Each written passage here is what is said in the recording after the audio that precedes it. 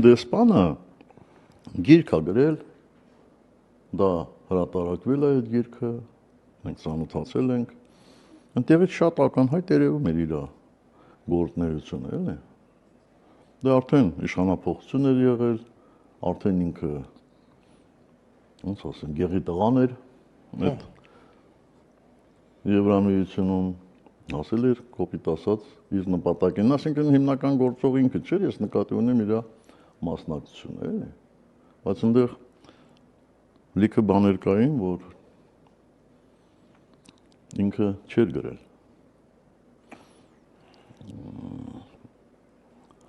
Փոխանակ ինչ որ հեքիաթներ պատմեր, ավելի լավ կլներ, որ ինքը ասեր ուղղակի այդ գրքում գրեր, թե ինչպես է կապիտուլյանտը գնացել եւ ասել, որ իրան առաջարկել են փոխվարչապետի պաշտոն, եթե ինքը փողոցը հանդարտացնի։